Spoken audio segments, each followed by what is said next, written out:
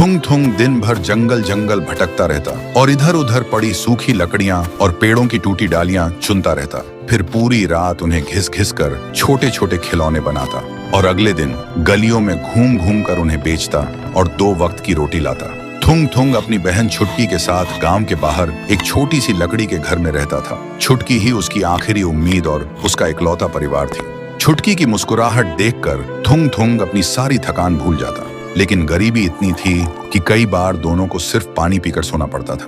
एक दिन थुंग थुंग जंगल में लकड़ी खोजते हुए बहुत अंदर तक चला गया था। तभी वहां उसे एक अजीब सा पेड़ दिखा जिसके पत्ते बिल्कुल गुलाबी थे। थुंग थुंग ने सोचा, इसकी लकड़ी कितनी चिकनी और अनोखी है, इसका खिलौना बेचकर शायद आज 2 पैसे ज्यादा मिलेंगे। फिर उसने उस पेड़ पर चढ़कर एक छोटी सी डाल काटी और घर आकर रात भर जागकर उसने एक बहुत ही सुंदर गुड़िया बनाई।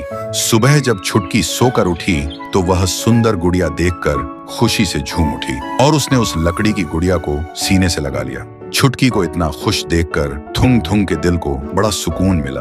फिर वह खुशी खुशी काम पर निकल गया।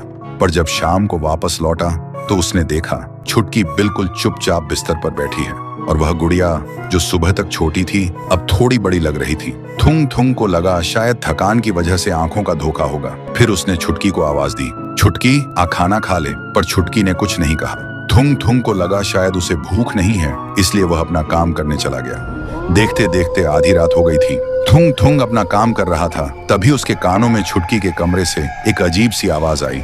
थुंग थुंग काम छोड़कर छुटकी के कमरे में गया। फिर जो उसने देखा, उसके पैरों तले जमीन खिसक गई। छुटकी जमीन पर बेजान पड़ी थी और उसकी खाल का रंग लकड़ी जैसा हो गया था और बिस्तर पर वह गुड़िया थी। उसका चेहरा अब धीरे धीरे छुटकी जैसा बन रहा था। तभी वह गुड़िया छुटकी की ही आवाज में बोली, भैया अब से मैं तुम्हारी छुटकी हूँ। सुनते ही थुंग थुंग समझ गया, वह गुलाबी पत्तों वाला पेड़ शायद कोई आम पेड़ नहीं था, बल्कि एक श्रापित पेड़ था जिसकी लकड़ी जिंदा लोगों की जान चूस लेती है। फिर बिना एक पल सोचे थुंग थुंग ने रोते हुए चीखते हुए उस श्रापित गुड़िया को बाहर ले जाकर आग लगा दी। आग लगते ही गुड़िया एक भयानक और डरावनी आवाज में चीखी जैसे किसी जानवर को आग लग गई हो और फिर वह राख बन गई। जैसे ही गुड़िया जली, जमीन पर पड़ी छुटकी के अंदर सांस वापस आ गई। उसका लकड़ी जैसा बन चुका शरीर वापस इंसानों जैसा हो गया। थुंग थुंग देखते ही दौड़कर अपनी बहन को गले से लगा लिया और सुबक सुबक कर रोने लगा।